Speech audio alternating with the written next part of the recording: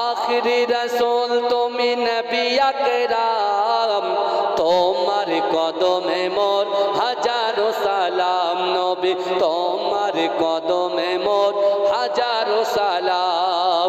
বনের হরিণ আসমান জমিন সবাই তোমায় চিনেছে, সবাই তোমায় চিনেছে।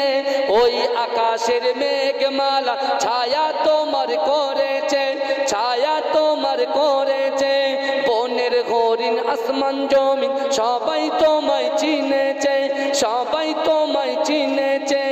ওই আকাশের মেঘমালা ছায়া তোমার করেছে, ছায়া তোমার করেছে, ছায়া তোমার করেছে। মিশকেরা তোর যার গায়ের ওই ঘাম, মিশকেরা তোর যার গায়ের ওই ঘাম। তোমার কদমে মোর হাজারো সালাম। নবী তোমার কদমে মোর হাজারো সালাম। জোরে বলবেন না সুবহানাল্লাহ? আরে জোরে হবে না সুবহানাল্লাহ? আবু বকর উসমান আলী সবাই নবীর দিওয়ানা, সবাই নবীর দিওয়ানা। বুকে গরম পাথর বেলাল নবীজিরে বলে না, নবীজিরে বলে না। অন্তরে গেঁথেছিল নূর নবীর নাম, অন্তরে গেঁথেছিল নূর নবীর নাম। তোমার কদমে মোর হাজারো সালাম। নবী তোমার কদমে মোর হাজারো সালাম। বোরাক চড়ে দয়ার নবী মেরাজেতে গিয়েছে, মেরাজেতে গিয়েছে। পায়ের ধুলায় আল্লাহর আরশ ধন্য সেদিন হয়েছে, ধন্য সেদিন হয়েছে। জান্নাতে রুমে রুমে নূর নবীর নাম, জান্নাতের ঘরে ঘরে নূর নবীর নাম। তোমার কদমে মোর হাজারো সালাম। নবী তোমার কদমে মোর হাজারো সালাম।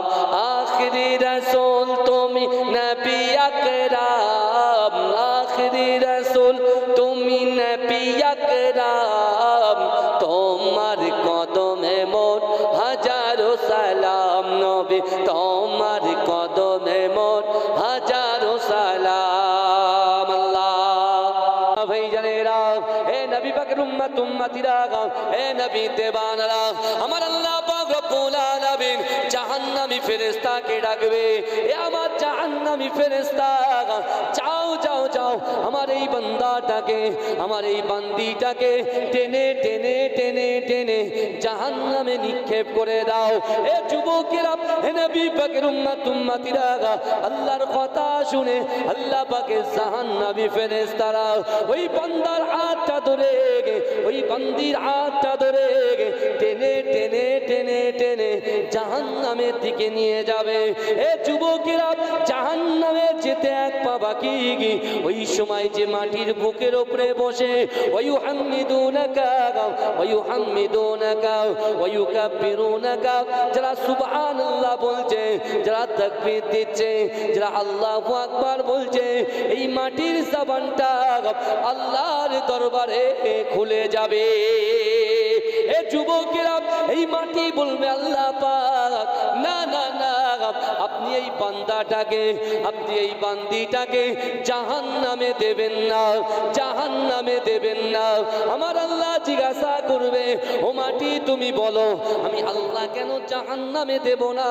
ওই সময় মাটি বলবে আল্লাহ পাক, না না না, এই মুআল্লার গ্রামে একটা জলসার ভিতরে কোরআনের কথা শোনার জন্য, হাদিসের কথা শোনার জন্য, ওগো রব্বুল আলামিন আল্লাহ পাক আপনার শরিয়াত দ্বীনের কথা শোনার জন্য আপনার বান্দাদের, যাদের দুটো করে হাত দিয়েছেন, দুটো করে পা দিয়েছেন, জবান দিয়েছেন, ইজ্জত দিয়েছেন, সম্পদ দিয়েছেন, একটা ব্যবসার সঙ্গে আর একটা ব্যবসা করার ক্ষমতা যাদেরকে দিয়েছেন, ওগো রব্বুল আলামিন আল্লাহ এক কাটা জমির সঙ্গে আর এক কাটা জমি যাদেরকে জুড়ে দিয়েছেন, ওগো রব্বুল আলামিন যাদেরকে আপনি ইজ্জত দিয়েছেন, সম্মান দিয়েছেন, যৌবন শক্তি দিয়েছেন আল্লাহ, ওই সকল যুবকগুলো আপনাকে ভয় করে এই জান্নাতের বাগানে আমি মাটি আমার বুকের উপরে বসে আপনার কাছে তওবা করেছে, আপনার কোরআন শ্রবণ করেছে। এ যুবকেরা, আমার আল্লাহ হচ্ছে গফুরুর রহিম, আমার আল্লাহ হচ্ছে মালিক ইয়াউমিদ্দিন। আমার আল্লাহ পাক রব্বুল আলামিন ওই যুবকের কথা শুনে, আল্লাহ পাক রব্বুল আলামিন ওই ফেরেশতাদের কথা শুনে, আল্লাহ পাক রব্বুল আলামিন এই মাটির কথা শুনে সঙ্গে সঙ্গে জান্নাতি ফেরেশতাকে ডাকবে, এ আমার জান্নাতি ফেরেশতা, যাও যাও যাও যাও, আমার ওই জাহান্নামী ফেরেশতার হাত থেকে আমার বান্দা বান্দিগুলোকে নিয়ে গে আমি চার উসিলায় 8টা জান্নাত সৃষ্টি করেছি। আমার হাবিবুল্লাহর এই উম্মতগুলোকে দয়ার জান্নাতে পৌঁছে দাও। জোরে বলবেন, চিৎকার দিয়ে বলবেন সুবহানাল্লাহ। বাবাজি, 1 সেকেন্ড আগে যে ছিল জাহান্নামী, কথা বুঝবেন কিন্তু, 1 সেকেন্ড আগে যে ছিল জাহান্নামী, আল্লাহ যদি চায় 1 সেকেন্ড পরে সে হয়ে যায় জান্নাতি। জোরে বলুন না সুবহানাল্লাহ। এরকম মানুষ আছে না নাই? কথা বলেন। আছে, এরকম মানুষ আছে। কিন্তু আজকে একটা নূতন কথা, কথাটা অনেক পুরনো, আপনারা অনেক জ্ঞানীগুণী মানুষ এখানে বসে আছে। আমি রাসূলুল্লাহর হাদিস থেকে আপনাদেরকে বলি, যারা আপনারা এই পুরো খুলাসা করে বলবো না, অল্প করেই বলি, যারা আপনারা জান্নাতের বাগানে প্রবেশ করেছেন, যদি ভালো লাগে জোরে সুবহানাল্লাহ বলবেন। কি বুঝলেন? কারণ চারিদিকে যেমন সামিয়ানাটা সুন্দর করে সাজিয়ে একদম ঠান্ডাকে ঢুকতে দেওয়া হয়নি, গার্ড করে দেওয়া হয়েছে, আল্লাহও কিন্তু আমাদের গার্ড করে আছে। আমি প্রথমে কোরআনে আয়াতটা বলে দিয়েছি, যারা মোড়ে আলোচনা করছে, যারা মিনি মার্কেটে ঘুরছে, যারা বাড়িতে বসে আছে, যারা কম্বল গরম করছে, আমি তাদেরকেও বলছি, আপনি আজকে দিনে নয়, জিন্দেগি জীবনে যতদিন বাঁচবেন, কি করবেন না করবেন সব আমার আল্লাহ জানে। জোরে বলে। কিন্তু আমাদের দোয়ার প্রয়োজন হয়। কিসের প্রয়োজন হয়? দোয়ার প্রয়োজন হয়, কারণ দোয়া মানুষের তাকদীর পরিবর্তন করে দেয়। জোরে বলে। দোয়া মানুষের তাকদীর পরিবর্তন করে দেয়। কিন্তু আমার বাপেরা, আমার পর্দার অন্তরের বহু মায়েরা বসে আছে, আলহামদুলিল্লাহ, আল্লাহ আমার মায়েদেরকে কবুল করুন, আল্লাহ আমার মায়েদের মনের আশাকে পূরণ করুন, আল্লাহুম্মা আমিন। আমার অনেক বাবাজিকে দেখতে পাচ্ছি, বিশ্বাস করুন আল্লাহ সকলকে কবুল করুন। কিন্তু আজকে আপনারা বড় সৌভাগ্যবান, কারণ আসল যে মুসলমানের যে বীরত্ব থাকা, যেটা সবার কাছে অপরিহার্য, সেই বীরত্বটা আজকে কিন্তু আপনারা ফুটিয়েছেন। অথচ আপনাদের হয়তো কোরআন হাদিস সম্পর্কে জ্ঞান না থাকার কারণে আপনি বুঝতে পারছেন না। যদি বলেন কেন, আপনি বুঝে যান। এক, যারা এই জান্নাতের বাগানে প্রবেশ করেছেন, নারীরা আছে পর্দার ভিতরে আর পুরুষেরা আছে পর্দার বাইরে। এই জান্নাতের বাগান ইন দা বাউন্ডারির ভিতরে, পিস অফ প্যারাডাইস, জান্নাতের বাগানের ভিতরে যারা আসন গ্রহণ করেছেন, আজকে দিনে আপনারা শয়তানকে হারিয়ে জান্নাতে প্রবেশ করেছেন। জোরে বলুন, জোরে বলবেন না? আজকে দিনে শয়তানের সঙ্গে লড়াই হয়েছে আমাদের। আজকে জলসায় আসার আগে আপনার সাথে শয়তানের প্রচুর লড়াই হয়েছে, কারণ ফজরের নামাজ বাদ ইবলিস শয়তান এসেছে। ইবলিস শয়তান এসে তার ফোর্সকে ডেকেছে, যত শয়তান সবাইকে ডেকেছে, ডেকে বলছে, এই গ্রামের নাম ঘটকপুকুর, ঘটকপুকুর, এই ঘটকপুর খালদার পাড়া, তাই তো? সর্দার পাড়া, খালদার পাড়া বলেছে, আবার ছোট ছোট বলছে। ঠিক আছে, আলহামদুলিল্লাহ, সাদ্দা, মাশাআল্লাহ, আল্লাহ কবুল করুন, আল্লাহুম্মা আমিন। এই ঘটকপুকুর সর্দার পাড়ায় একটা কমিটি বসেছে শয়তানদের। কখন? ফজরের নামাজ বাদ। বসে কি বলেছে ইবলিস? যে সবার কাছে একটা একটা করে শয়তান যাদেরকে দিয়েছি, একটা কাউকে যেন এই জান্নাতের বাগানে ঢুকতে দেবে না, আর যদি ঢুকে যায় তাহলে তোমাদের খবর খারাপ হয়ে যাবে। কি বুঝলেন? তো আজকে যারা এসেছেন, মনে করবেন আপনি শয়তানকে পরাস্ত করে হারিয়ে দিয়ে জান্নাত জয় করেছেন। জোরে বলুন। আর যারা আসতে পারেনি তারা কি করেছে? তারা শয়তানের কাছে তারা পরাস্ত হয়ে গেছে। কি বুঝলে? আল্লাহর কোরআন বলছে, বান্দা তোমরা অজুহাত দেখাও, এক্সকিউজ দাও, অজুহাত দাও। কিসের? ব্যবসা। হুজুর এত সেল, কি করে দোকান বন্ধ করি হুজুর? ছেলেটা নিট প্র্যাকটিস করছে, কারণ যদি সরকারি পাই তো ভালো, আর যদি সরকারি পাস না করে র্যাঙ্ক যদি ওপরে যায়, আমার ছেলেটার 1.5 কোটি টাকা খরচা, হুজুর কি করে আমি দেব আপনি বলেন। অনেকে বলছে হুজুর 100 বিঘে 150 বিঘে 300 বিঘে জমি লিজ নিয়েছি, মাছের কারবার করছি ভেরি, কোটি কোটি টাকা লাগিয়েছে হুজুর, হুজুর নামাজটা ঠিকঠাক পড়তে পারি না, আপনারা আসবেন একটু জলসায় বসবো হুজুর, সেটাও হয় না। ব্যবসার জন্য হয় না, কেউ বলছে দোকানের জন্য হয় না, কেউ বলছে সন্তান পড়া প্রাইভেট কামাই হয়ে যাবে হুজুর, সন্তানকে একটু প্রাইভেটে দেওয়ার জন্য আমি যাচ্ছি, তার জন্য জলসায় বসতে পারছি না।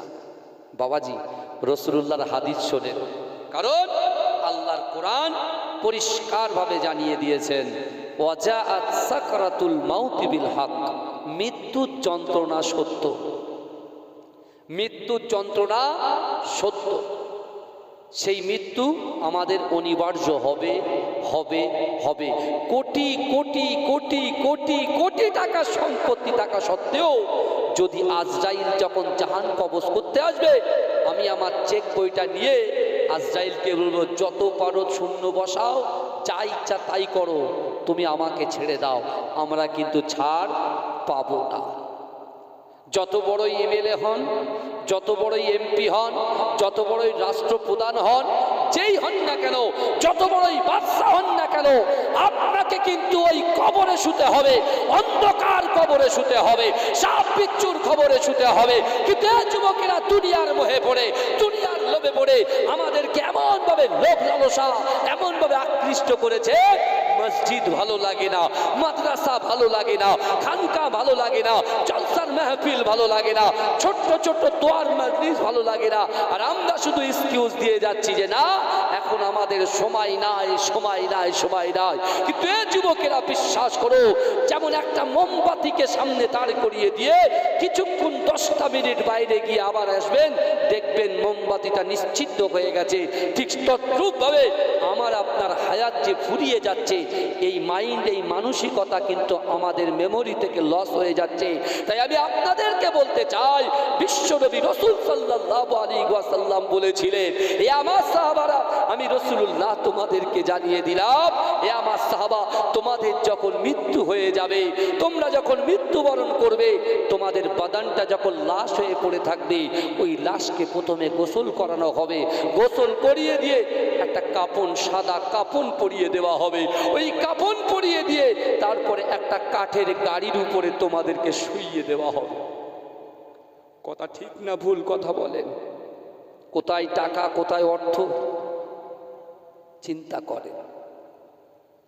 কিন্তু আমার বাবাজিরা, এ নবী পাকের উম্মত উম্মতিরা, এ নবী দেবানারা, বিশ্ব নবী রাসূলুল্লাহ সাল্লাল্লাহু আলাইহি ওয়াসাল্লাম সাহাবাদেরকে বলেছেন, এ আমার সাহাবারা, না না না, আমি রাসূলুল্লাহ তোমাদেরকে জানিয়ে দিলাম, তোমাদের যখন মৃত্যু হয়ে যাবে, ওই কবর পর্যন্ত 3টে জিনিস যাবে, কবর পর্যন্ত 3টে জিনিস যাবে।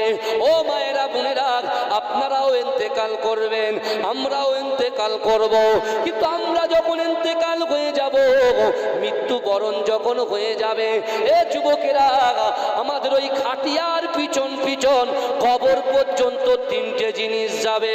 এ যুবকেরা, কে বলছে? হায়াতুন নবী, নূর নবী, যে নবী তার 63টা বছর জিন্দেগিতে একটা সেকেন্ডের জন্য আমাদের মতো গুনাহগার উম্মত উম্মতিকে ভোলে নাই। কিন্তু যুবকেরা, যে রাসূল আমাদেরকে নামাজের আদেশ দিয়েছে, যে রাসূল আমাদেরকে পর্দার আদেশ দিয়েছে, যে রাসূল আমাদেরকে বড়দের সম্মান করার আদেশ দিয়েছে, ছোটদেরকে স্নেহ করার আদেশ দিয়েছে, হালাল ব্যবসা করার আদেশ দিয়েছে, পিতামাতার খিদমত করার আদেশ দিয়েছে, স্ত্রীর হক আদায় করার আদেশ দিয়েছে, সন্তানের হক আদায় করার আদেশ দিয়েছে। এ যুবকেরা, সেই দয়ার নবীকে ভুলে গিয়েছি। সেই দয়ার নবীর কথাগুলোকে আমরা কর্ণপাত না করে যে যার মতো মন গড়া জিনিস নিয়ে দুনিয়ায় চলাচল করি। এ যুবকেরা, বিশ্বাস করেন, আমার দয়ার নবী রাসূলুল্লাহ কাঁদতে কাঁদতে বলেছিলেন, হে আমার সাহাবারা, দুনিয়ার জমিনে তোমরা যা কিছু করো না কেন, প্রত্যেকটা বিষয়ের চুল চিরাগ হিসাব আল্লাহর কাছে তোমাদের দিতে হবে। যেই কর্ম করেছেন আপনারা, যেমন আয়নার সামনে দাঁড়ালে আপনার ফেসটা সুন্দর দেখতে পান, কোথায় একটা ফুসকুড়ি আছে, কোথায় একটা তিল আছে, কোথায় আমার মেকআপের সমস্যা হয়েছে, কোথায় আমার চুলটা বেঁকে গেছে, আমরা যেমন পরিষ্কার দেখতে পাই। কিয়ামতের ময়দানে এই গোপনে গোপনে আমরা যারা গুনাহ করে বেড়াই, যারা আমরা মনে মনে গুনাহ করে বেড়াই, যারা আমরা প্রকাশ্যে গুনাহ করে বেড়াই, যারা আমরা অন্ধকারে গুনাহ করে বেড়াই, বিশ্বাস করেন কিয়ামতের মাঠে সব কিছু একদম আয়নার মতো প্রকাশ পাবে।